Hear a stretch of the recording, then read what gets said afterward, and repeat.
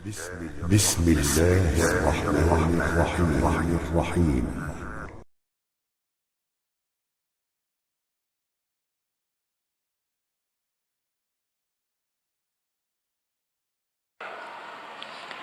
Sekarang sebagian orang atau sebagian dai mulai membiaskan atau merancukan permasalahan. Ada sebagian dai yang menganggap seluruh kelompok adalah salafi, ya. Padahal kelompok-kelompok yang lain tidak mau menamakan diri mereka salafi. Kenapa? Karena mereka tahu salafi itu penamaan yang memiliki konsekuensi. Bahwasanya seorang kalau menisbahkan dirinya kepada manhajus salaf, maka dia harus komitmen dengan manhajus salaf, terutama dalam masalah akidah.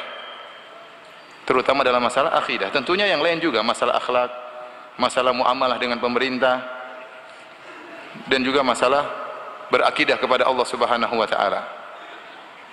Oleh karenanya bagaimana kita menganggap semuanya di atas manhajus salaf sementara mereka tidak mau menisbahkan diri mereka kepada manhajus salaf. Dan ingat, penisbatan kepada manhajus salaf bukan dalam rangka untuk tazkiyah, bukan dalam rangka untuk menyombongkan diri, tidak. Tetapi untuk ditamyiz, untuk membedakan antara manhaj yang benar dengan manhaj yang tidak benar. Sebagaimana kita membedakan antara ahlu sunnah dengan syiah, atau ahlu sunnah dengan ahlul bidah. Tatkala kita menamakan diri kita ahlu sunnah, juga kita tidak sedang mentazkiyah diri kita, tapi untuk membedakan antara manhaj ahlu sunnah dengan manhaj yang lainnya. Demikian pula tatkala semua orang mengaku sebagai ahlu sunnah, maka kita butuh pembeda. Timbullah istilah dengan nama manhajus salaf, manhajus salafi, yaitu untuk membedakan antara orang-orang yang tidak mengikuti manhaj salaf dengan yang mengikuti manhajus salaf. Hadirin dan hadirat yang dirahmati oleh Allah Subhanahu wa taala, insyaallah pada kesempatan hari ini kita akan membahas tentang beberapa contoh-contoh aqidah kaum al-Asy'ariyah. Ya, tentunya kita mengenal akidah mereka.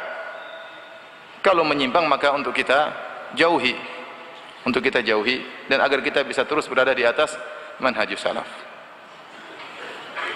Adapun aqidatus salaf, maka sumbernya jelas Al-Quran dan hadis-hadis Nabi SAW dan pemahaman para salaf.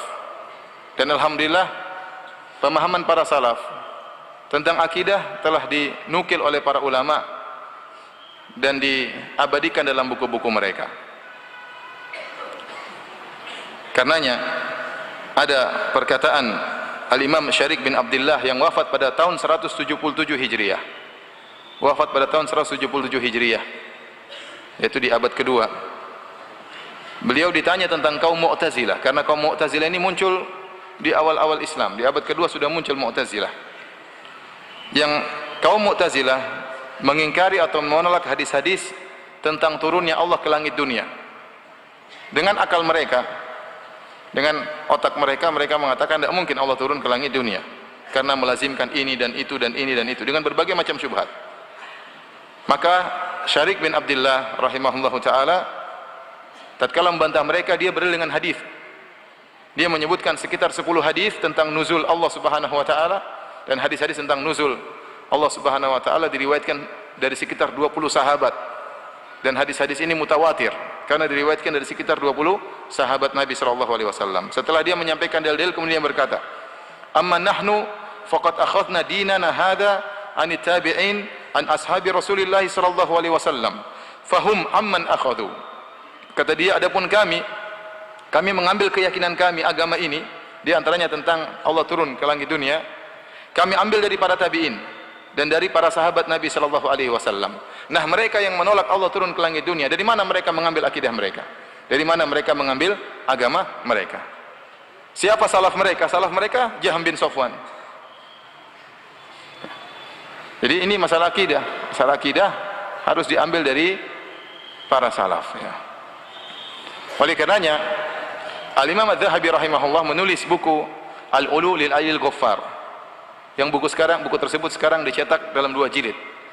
Tentang menyebutkan perkataan para salaf dari kalangan sahabat, tabi'in, tabi'ut tabi'in, para ulama yang menjelaskan bahwasanya Allah berada di atas langit. Tujuannya itu saja, untuk mengumpulkan perkataan para salaf, untuk meyakinkan kita bahwasanya akidah kita ini bukan karangan orang, tetapi dari Nabi SAW ada silsilahnya. Dari para salaf, dari para tabi'in, sampai dari sahabat Nabi SAW sampai Rasulullah SAW. Ini kita tidak berbicara tentang dalil. Dalil tentang Allah di atas terlalu banyak, ratusan dalil. Dari Al-Quran maupun hadis-hadis Nabi SAW. Demikian juga Imam Ibnul Qayyim rahimahullahu taala dalam kitabnya ya Ijtima' al-Juyush al-Islamiyah juga menyebutkan perkataan para salaf yang menekankan bahwasanya Allah berada di atas. Ya. Demikian juga risalah ilmiah yang judulnya Sifat Nuzul al-Ilahi. Ya. Juga menyebutkan sekitar 55 perkataan salaf yang menyatakan Allah turun ke langit dunia. Nah, orang-orang yang mengatakan bahwasanya Allah tidak di atas atau Allah tidak turun ke langit dunia, siapa salaf mereka? Salaf mereka adalah Jaham bin Safwan. Jaham bin Safwan. Oleh karenanya Al-Imam Utsman bin Sa'id Ad-Darimi yang wafat pada tahun 280 Hijriah, tatkala menjelaskan tentang hadis nuzul, tentang Allah turun ke langit dunia, beliau berkata, aghyadhu haditsin lil Jahmiyah. Aghyadhu haditsin lil Jahmiyah. Ini adalah hadis yang paling dibenci oleh orang-orang Jahmiyah. Karena hadis ini langsung membantah akidah mereka. Kemudian juga Ibnu Abdul Bar dalam kitabnya Tamhid, beliau berkata, haditsun nuzul yaruddu 'alal Jahmiyah qaulahum. Hadis tentang nuzulnya Allah ke langit dunia membantah akidahnya orang-orang Jahmiyah. Taib, hadirin hadirat yang rahmatillah subhanahu wa ta'ala. Jadi sumber akidah kita jelas ya, dari Al-Quran dan hadis dan juga ijma' para salaf ya. Berbeda dengan ahlul bid'ah maka mereka mengambil akidah mereka dengan sumber utama adalah akal mereka. Tatkala ada hadis-hadis yang bertentangan dengan akal mereka, maka mereka takwil ya, atau mereka simpangkan artinya, atau mereka tolak. Tatkala tidak masuk akal mereka, maka mereka tolak ya. Meskipun dalilnya begitu banyak ya. Makanya Ibnu Taimiyah rahimahullah ta'ala berkata, seandainya kita menolak Allah di atas langit ya, padahal ayat terlalu banyak yang menyampaikan akan hal tersebut, dan hadis-hadis terlalu banyak berkaitan dengan Allah di atas langit, maka jadilah seluruh dalil adalah untuk ditakwil. Karena ayat-ayat tentang Allah di atas sangat banyak, dan hadis-hadis tentang Allah di atas sangat banyak, berkaitan tentang turunnya Al-Quran, berkaitan dengan malaikat turun dari atas, berkaitan dengan malaikat lapor ke atas, berkaitan dengan Nabi SAW mengarahkan tangannya ke atas, dan terlalu banyak hadis-hadis yang berkaitan dengan Allah di atas. Kalau semuanya harus ditakwil, jadilah Al-Quran ini bukanlah kitab petunjuk, tetapi kitab yang harus ditakwil. Padahal asalnya Al-Quran adalah kitab petunjuk. Kalaupun ada takwil harusnya cuma 1-2 ayat. Bagaimana ratusan ayat, kemudian ratusan hadis, kemudian harus ditakwil seluruhnya? Berarti Nabi SAW tidak menyampaikan dengan balagul mubin, tidak menyampaikan dengan bahasa yang jelas. Kenapa harus ditakwil seluruhnya? Padahal Nabi SAW tatkala berbicara tentang akidah, yang hadir di hadapan Nabi SAW berbagai macam ya strata masyarakat. Ada para sahabat yang tinggal di kota, ada para badui, ada yang baru masuk Islam. Kemudian ternyata perkataan Nabi seluruhnya hanyalah takwil-takwilan ya. Tanpa Rasulullah SAW pernah menjelaskan dalam satu hadis pun, maksud saya kalau Allah di atas adalah begini-begini. Enggak pernah Nabi ngomong demikian. Taib, hadirin hadirat yang Allah Subhanahu wa taala, inilah yang menjadikan ada sebagian ulama ya Asy'ariyah yang akhirnya dia rujuk dalam masalah al-ulu. Tadinya dia menolak sifat Allah di atas, tapi dia merenungkan bagaimana Nabi SAW ya menyampaikan hadis tentang al-ulu, Allah di atas, di hadapan berbagai macam orang. Ada Arab Badui, ada orang yang pemahamannya mungkin biasa, ada yang cerdas, berbagai macam, dan mereka menerima dengan zahir. Kalau harus ditakwil, harusnya Rasulullah SAW jelaskan, maksud saya tatkala mengatakan demikian maksudnya begini-begini, tapi Nabi tidak pernah mengatakan demikian. Tapi hadirin dan hadirat yang dirahmati oleh Allah Subhanahu wa taala, sebelum kita menjelaskan tentang akidah al-Asy'ariyah ya, kita katakan bahwasanya masyarakat Indonesia secara umum di atas fitrah, di atas akidah Ahlussunnah wal Jamaah. Contoh masalah Allah di atas. Seluruh orang Indonesia kalau menghadapi permasalahan, sudah sulit permasalahan tersebut, pasti dia mengatakan kita serahkan kepada yang di atas.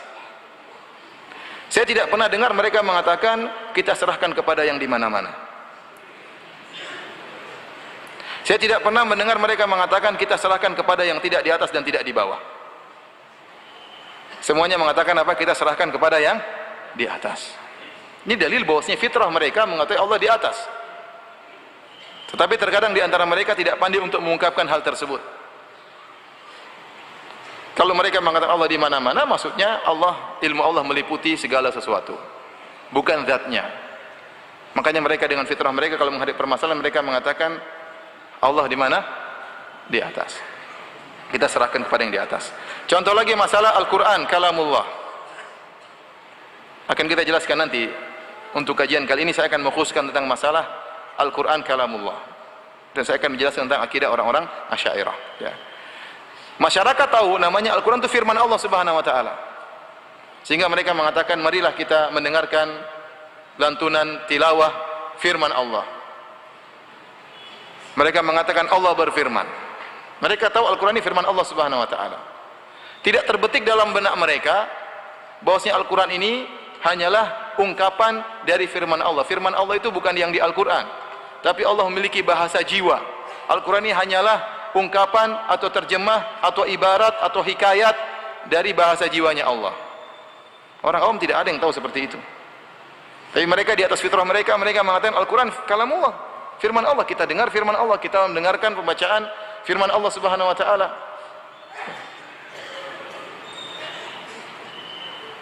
Oleh karenanya mereka banyak mengatakan bersumpah, menjadikan Al-Quran sebagai